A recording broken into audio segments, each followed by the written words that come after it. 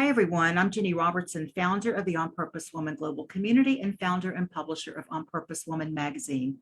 I'm here to share the speaker portion of our Connections Over Coffee gathering of the On Purpose Woman Global Community.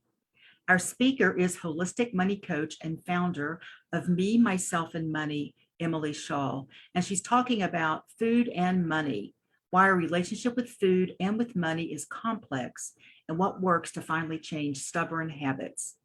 Emily helps you to understand and heal your relationship with money so you can attract, keep, and enjoy money without the anxiety or overwhelm. She does this by guiding you to the emotional root of your unease with money. Emily is known for her calm voice, non-judgmental manner, and ability to help you realize a more peaceful relationship with money and with yourself. And you can find Emily's website in the text of this live stream. So Emily, thank you. You are on.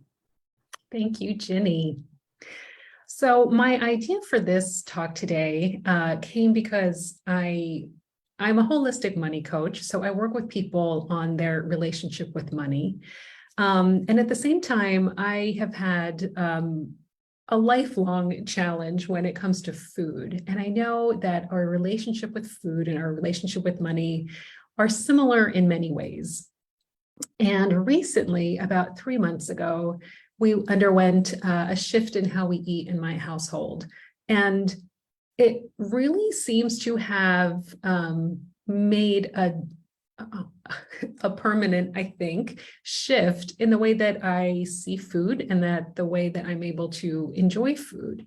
And so I was wondering if there was a relation between this and what I see in my clients and what I've seen in my own life when it comes to our relationship with money. If there are certain stepping stones that need to be in place in order to travel this path to a healthier relationship with food or with money.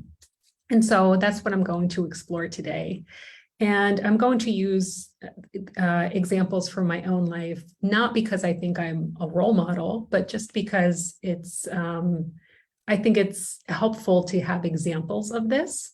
And my hope is that it will resonate with you, even if you don't have the same exact experiences, that you'll find something in there that resonates with your own personal experiences that makes sense to you and will help you make these connections. So about 3 months ago, we made this change in our house. My husband said, I want you to order this book for me on Amazon. And it was about plant-based eating. And, I think we should try to really do this. And I just kind of rolled my eyes and said, yeah, okay, sure. I'll order this book for you, but I know how this is going to end. Because throughout my life, since I was young, I've had this difficult relationship with food, and I've tried many diets. I've tried plant-based diets a couple times along with others, different things, and nothing has been able to stick for me. And so I thought, yeah, okay, I'll humor you. We'll give this a try. But it's been 3 months now, and it really has taken hold for both of us. And I was just really surprised myself. So trying to re-engineer this of how this all came about when nothing seemed to work before. How did this come about now? And taking a look at money and food, they have so many similarities. Mostly, they're both really highly complex relationships. They're both a matter of basic survival. We need food to live. We need money to live. And especially if we had an experience early in life where we lacked either one of those, either financial security or enough food, that can create a really deeply sense of lack of safety that carries with us throughout our life. But even if we didn't have those extreme circumstances, we inherit so much of what we know from our parents. So if our parents had issues or challenges with either food or money, that's the first thing that we know. So that's the first thing we're just going to unconsciously inherit until we examine that. So that behavior sets us up for a lifelong series of behaviors. And food and money are both things that we have to interact with on a daily basis. And that just gives us more opportunities to be more entrenched in our patterns and more difficult to break out of them. And if there was an early disturbance in our relationship with either one of them, because we interact with them so often, it's likely to amplify those things because we know that there's a way that we should behave or that we would like to behave, but if we're unable to do so, then we add these layers of shame and anxiety on top of those patterns. So it kind of snowballs over time, which also makes it more difficult to get a hold on. On the surface, both food and money, the solutions to any problem behavior seem completely logical and obvious, right? Like if you have a problem with food, just eat healthy food, eat more vegetables, eat less, exercise more. If you have a problem with money, well, you just need to earn more and save more and spend less. But I think we all know that our behaviors are largely driven by our unconscious. It's largely driven by both the patterns that we inherit and also our own experiences, particularly when we're young, and the unconscious meanings that we take from those. And I think most importantly, we use both food and money as a way to soothe ourselves and, importantly, to compensate for the emotional needs that we did not get when we were growing up. I see this in all of my clients. In some of my clients, I see that they had experiences with money growing up that shaped the meaning for them. But in all of my clients, I see that they had experiences, developmental experiences, the way that they came to see themselves, developmental traumas, feeling not enough, feeling that they didn't belong or that they weren't enough, that they weren't loved or that they were out of control or insecure. And so we use primarily food and money with some other things as a way to feel more in control and a way to get these needs for ourselves. So how do we undo all of this? So following what has happened to me, I think the first step that I noticed in retrospect is awareness. And, I think we're used to hearing that awareness is the first step, but it's a little bit more granular than that. So I would say the first step is awareness of the pattern of behavior. And to give an example, the first time that I decided I was going to eat a vegan diet, I told myself that it was mostly about health. And that's what kind of got me into it. But as soon as I started losing weight, that is what excited and motivated me. So it was really driven by that, the change that I saw that I liked in my body. And so this lasted for a couple months. And then toward the end of this, it lasted for about 6 months. And toward the end of that time, I was dating at the time, Match.com, trying out different dates from that website. Most of them didn't go so well, but there was this one man that I really had a good time with. So we went out. I really enjoyed his company. I felt like, wow, yes, he could be for me. We lived kind of far away, so we only went on one date, and then we had an email correspondence for a while, and until I really realized, like, okay, he's just not that into me. He's clearly not asking me for a second date. And it was right around that time where I decided, you know what, I'm just not going to be a vegan anymore. I'm just not going to restrict myself. I'm going to eat whatever. And I quickly gained weight. I didn't realize that this would be a pattern of behavior that would repeat over and over again at the time, but that's exactly what it was. So the first step is being aware of a pattern of behavior. I wasn't aware of that at the time, so there was nothing I could do to stop that from happening again and again. And then when it comes to money, I want to say that my relationship with money has always been rather healthy. I had a pretty good foundation when it comes to money. And I say that because I think it's really helpful to know for ourselves, whether we have a good relationship with money or a good relationship with food, or one that was challenging from the start. Because that gives us a lot of information into how we see ourselves and our patterns of behavior. It also gives us more compassion for other people. Like, not everyone has had an easy relationship with these things, and it's easy to judge people who have not. So I think it's a good idea just to remind ourselves, to be aware of ourselves, what kind of relationship we've had with food or money. So yeah, with food, that has been challenging for me. With money, I was lucky enough that my father had a pretty healthy relationship with money, and I inherited a lot of that. I had an allowance that really empowered me to make choices, to save money and use money as I liked, and that really gave me a sense of independence and freedom. However, I didn't realize until much, much later that I had inherited some things from my mother as well.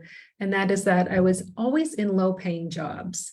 And I told myself that this was because I was just altruistic. And when I took assessments for what kind of career to go into, it would always point to these types of jobs. So I said to myself, well, that's not my fault. You know, I just can't earn much. I'm just a good person. I'm just naturally good, drawn to nonprofit or academia that doesn't pay well. And it wasn't until I examined this and saw this as a pattern of behavior and realized that this is really part of my mother's story, and how her father and her uncle had been in business together. And she used to tell this story from time to time about her uncle cheated her father and he became rich, and her father became poor and they stayed poor. And so to me, this was part of my identity of, I'm a good person. I'm not like that uncle. And of course, I didn't understand any of this consciously. This was just all unconscious for a time. And it wasn't until I was aware of this pattern that I had the opportunity to change it. So the second stepping stone that I've identified is awareness of what benefit that pattern is providing you. Whenever we have behavior that doesn't serve us, whenever we're doing something that we would prefer not to do, that we want to change, there's a reason why. Otherwise, we wouldn't be doing it. We just are not first aware of that reason. There's an unconscious reason, and it's always to either protect us, keep us safe, to punish us, or to prioritize us, to give us love and attention that we didn't receive. So it's always one of those three: to protect us. Sometimes it's to punish us or to prioritize us. It's very often to protect us. So diving into, all right, I'm aware of this pattern, but why exactly is it happening? So for me, when I realized, oh my gosh, a second time someone broke up with me and all of a sudden I gained a lot of weight, obviously there's a reason to this. And, sitting with that and letting those emotions come out and realizing, well, it was really painful for me to think that someone rejected me because I just wasn't enough for them. It was much easier for me to gain weight so that the next time someone rejects me, it's because they're shallow, because I'm overweight and they're just a jerk and they don't like overweight women. So, it's their fault, not mine. The thought that someone would not want to be with me because I'm not interesting enough, not smart enough, not a nice person, that just really cut me. And in order to protect myself, I would rapidly put on weight at the end of a breakup so that I wouldn't have to feel that again. And when it came to my relationship with money and these low-paying jobs, it was to protect that image that I had in my family of being a good person and a good girl. That was the way that I was able to receive love in my family.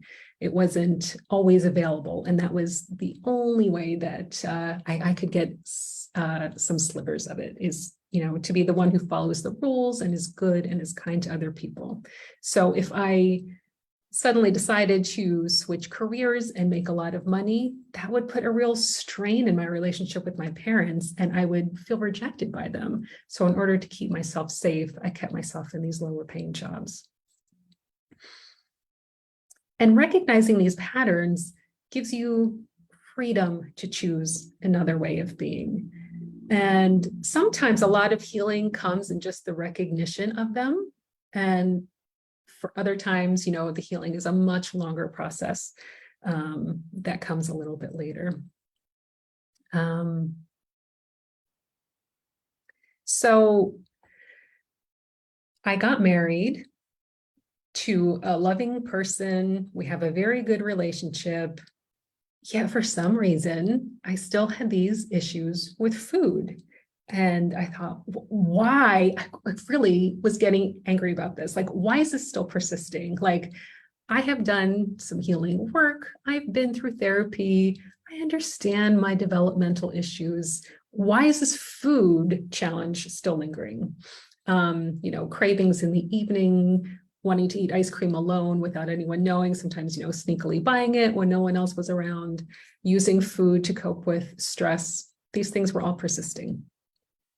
And even though I had recognized this pattern of under-earning with my in my jobs, when I went to branch out and have my own company as a holistic money coach, I was kind of treating it more like a hobby and not serious about making money with it. So what was going on here? So the third stepping stone in retrospect, when I think about all of this, is making the emotional connection.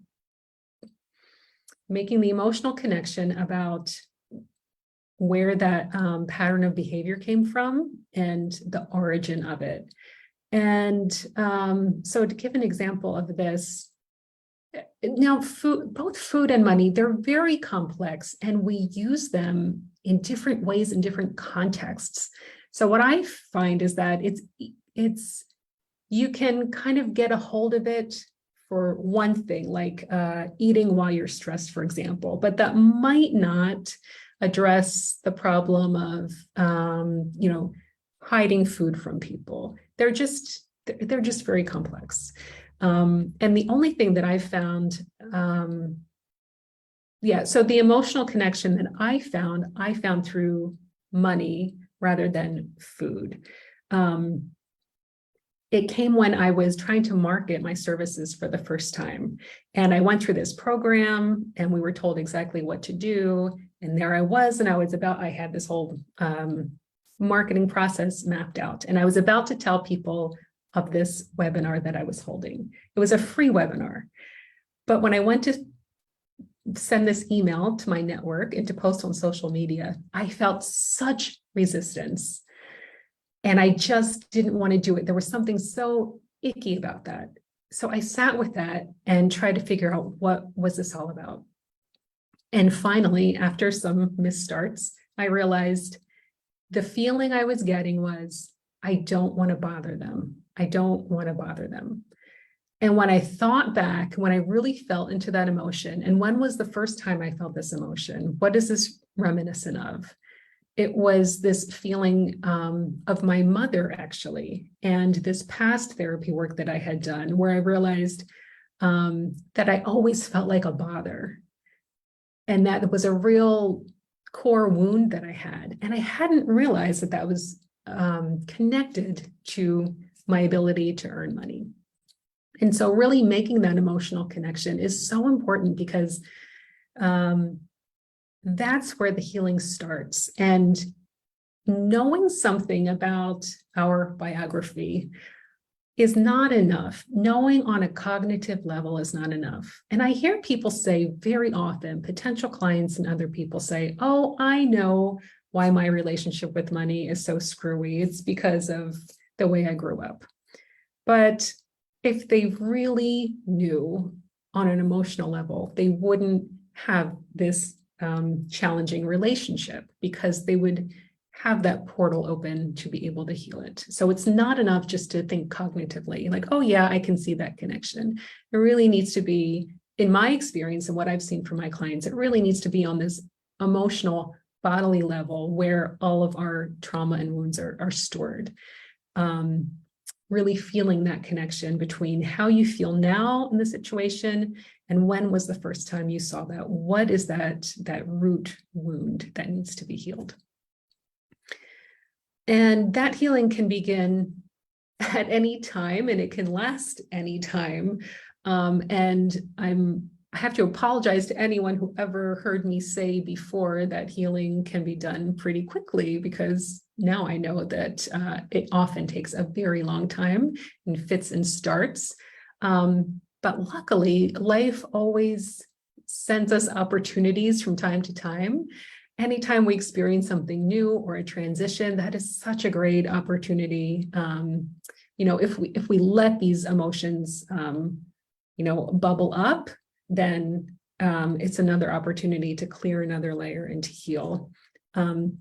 So I first began in 2009 with some therapy. That's when I really got to that core wound of not feeling like, not feeling like a bother to my parents, especially my mother. And then 5 years later, when my oldest was a toddler, seeing myself recreate these experiences that I had as a child, this mother-child dynamic, was very upsetting and disturbing, because I thought I had gotten to the root of this, and here I see it in real life with my own child, and me saying things that I never wanted to, in these patterns that I didn't want to repeat. But that was another opportunity for healing. And then a few years after that, when I moved to the Netherlands, that was a huge strain in my relationship with my mother. It was really an abandonment for her. That's how she experienced it, which is completely understandable.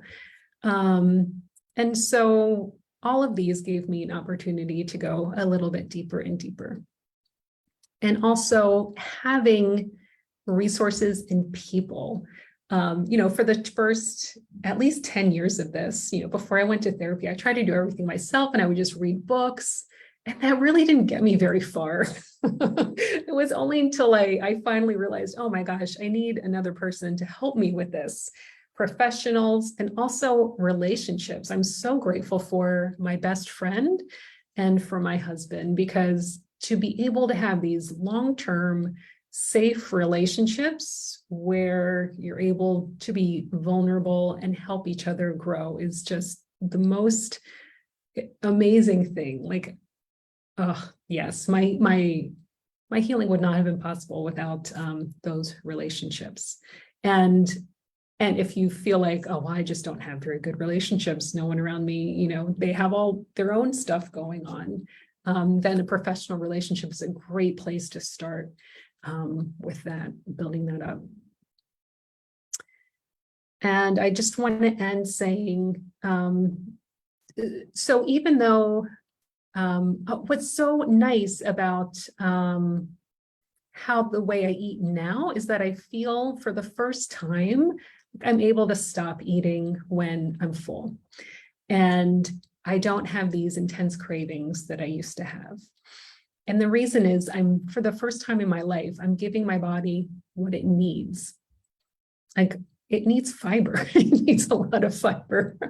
I'm not advocating any type of diet, but like, when you give yourself what you need, it just feels good and satiating. And the same thing happens with my clients. And I see this all the time when they give themselves what they need emotionally. And this is something that we do when I stand beside them as they learn to understand what they didn't get emotionally and how they can give that to themselves.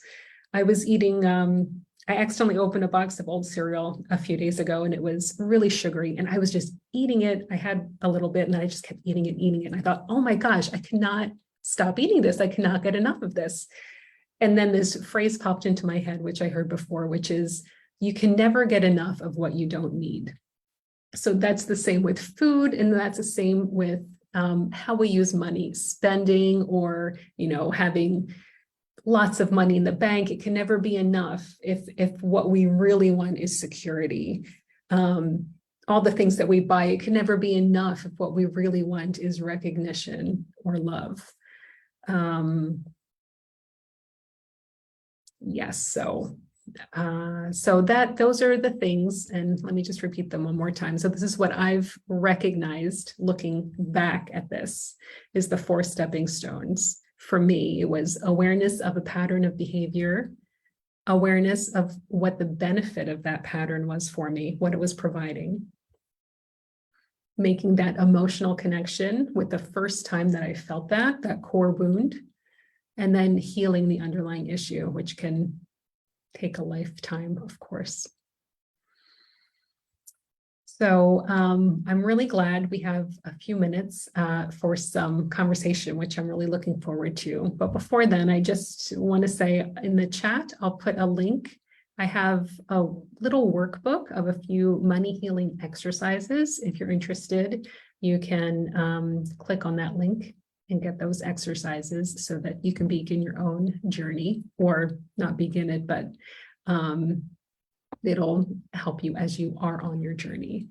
And just finally, what I love about working with people on their relationship with money, and the same goes with food, is that it's just one portal into another way of understanding yourself and healing.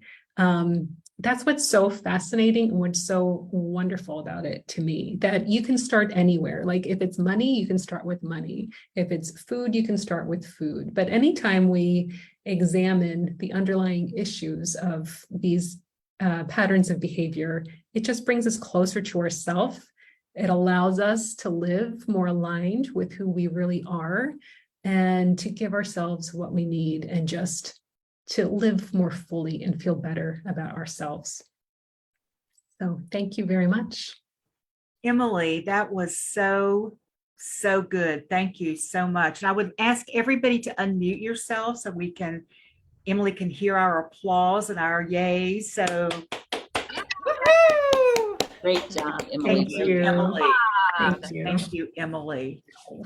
And I want to thank anyone who's watching this live or watching the replay. If you'd like to join us for one of our 11 free Zoom gatherings a month, or an in-person in Richmond, Virginia, or Charlottesville, Virginia, comment below, and I'll tell you how to do that. You can also go to my website, opwgc.com, and find out all about our community. And I will also add what Emily is offering for you to click on into the text of this video a little bit later. Thank you so much.